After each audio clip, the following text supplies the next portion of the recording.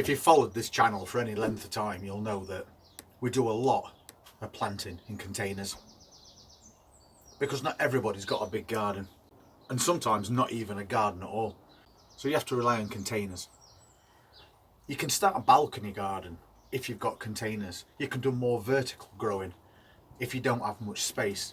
But even then, some people just don't have the space to grow things that become quite big plants, like brassicas. But it doesn't stop us growing little herb gardens. And we do a lot of cooking on this cooking channel. And there's nothing better than fresh homegrown herbs. And there's a few ways that you can start a little herb garden off. First off, you just need to pick a container that's going to suit you. And if you just want a few, you don't need huge containers. You could just start a few herbs off in something like this. Very small container with lots and lots of holes at the bottom, which is very important. And you could still get a couple of different types of herbs in here. And also some herbs are perennial, which means they'll die back in winter, but they'll return in spring as brand new plants. And a lot of the time they'll come back bigger than they were the year before. Obviously some plants that you get are annuals, so they die off as soon as you get a frost. And then you've got others that are biennials, which means they'll grow all year in the first year. And then in the second year, they'll grow a little and then they'll produce flowers and drop seeds, which comes to starting off your herbs. And you've got different choices of doing that. There's so many different types of herbs. And I know from experience that some are more difficult to grow from seed than others. Some to a point where you might as well just buy a little plug plant and grow that on, because either the seeds don't germinate, take too long to germinate, or once germinated, they just grow so slowly. So that's all down to personal preference. We've started some of this off, and that's parsley. Just a few seeds in a tiny little container like that. And we've just left it to grow on. And then what we'll do is we'll pot this on to get it to grow bigger. But what we're going to use this for today is to start off a little herb garden. If you don't have any containers at hand and you don't want to buy them, go to your local market and see if they've got any of these. These are perfect for growing plants in. They hold quite a lot of compost. And if you get some material that allows water to seep through, you're obviously going to get amazing drainage. And you can just line this container, fill it with compost and pop your plants in, and then you've got a free herb planter. Or you could just use a bigger container with more depth to it, which means more root space, which means your plants are going to grow bigger. But just bear in mind that some of your plants, as I've just mentioned, are annuals, so they're only going to grow for that one season, and then the first frost that we get is going to kill them back. And a way to remedy that is all through growing season you want to keep growing new plants. You can keep them in your greenhouse if you want to offer them a little bit more protection and maybe sustain that growth for a little bit longer when weather turns harsh. And there is lots and lots of different types of herbs that you can use, but we're concentrating on ones that we can use for cooking. Some we've already got an head start on, like this container. We've had this a couple of years, and that's mint. And it's completely died back because that's what they do in winter. But these are perennials, and you can see they're all starting to grow back now.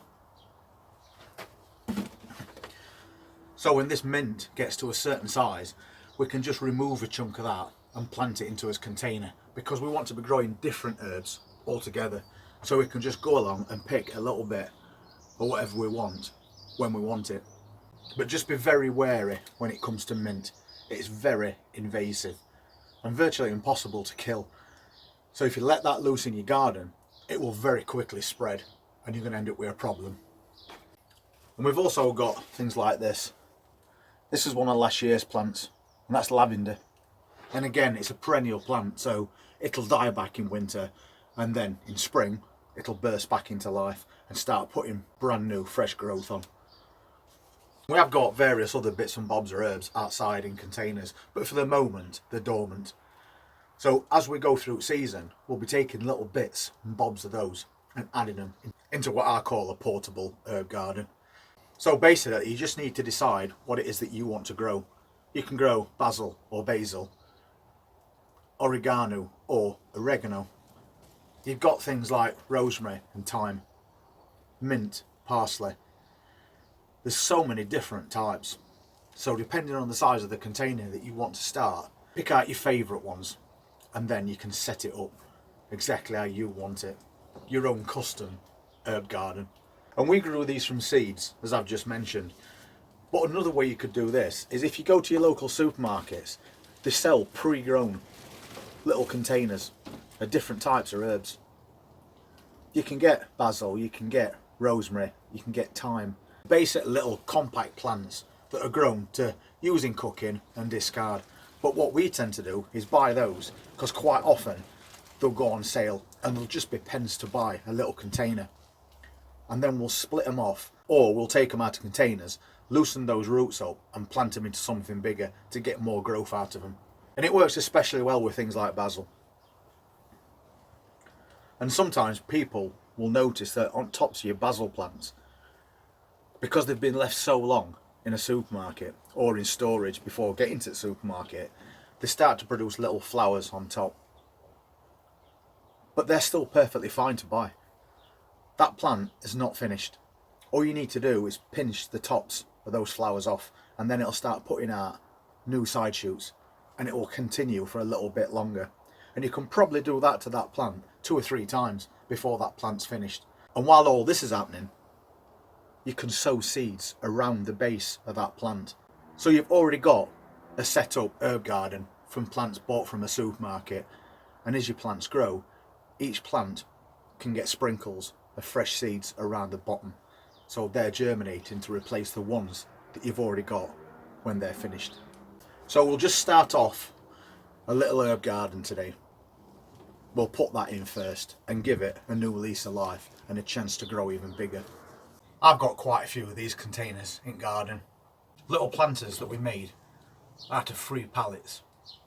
And they make really good planters. They're a good size, they hold a lot of compost. And obviously they're very sturdy. So something like this for me makes a perfect little planter to start herbs off in. And even when this compost gets really wet through and this container's heavy, it's still not too heavy for me to move around if I need to. As pre-mentioned, you just need to decide what you want to put in it. And you're not going to start off an herb garden all at once. And it's probably better to do that because you can stagger plants in there. So some are up and coming, some are fully established.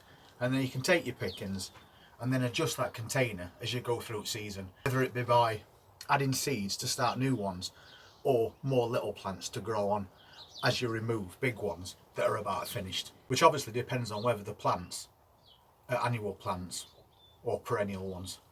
Today we'll start off our container with that parsley. And another reason we're choosing this container is because we found that it's got a self-seeded lettuce already in it.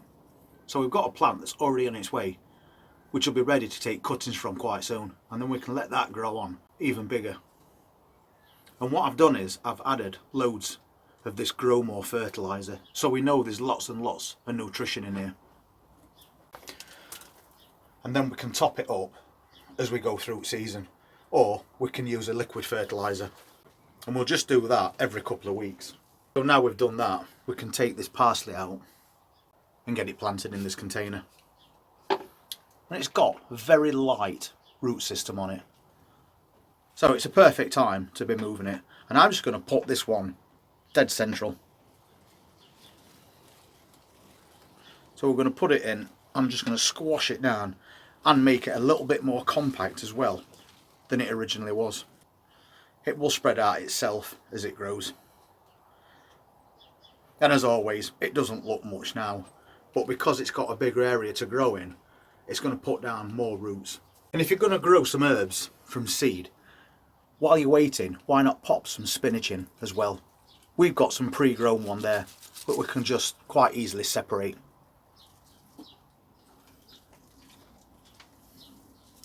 And then we can just plant that at the back, in corner, out of way, just for now.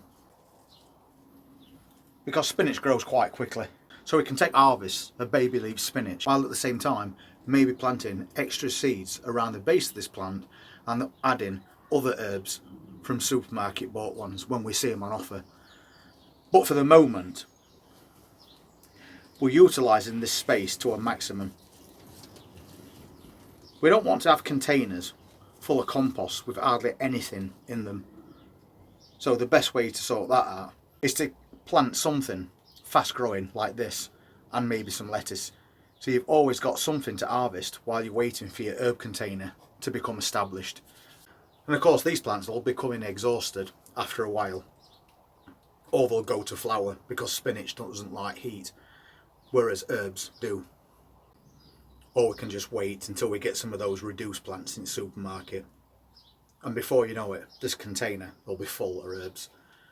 And if you're using perennial herbs, you'll only need to set this container up once, and they'll just keep coming back year after year.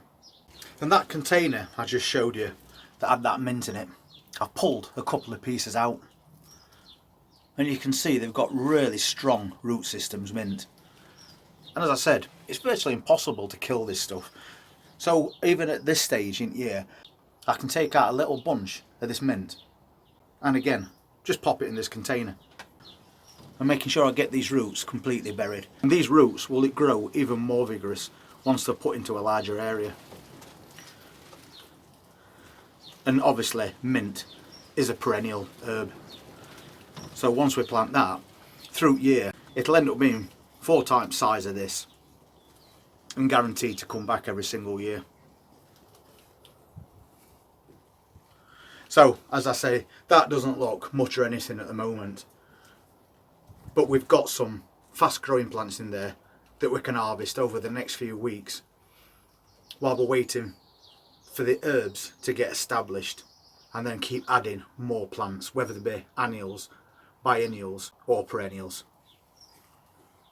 So that's set up now and it's on its way, and over the next few weeks we'll have a look, see what we can grab from supermarkets that might be on offer, and then we can pop some extra ones in here.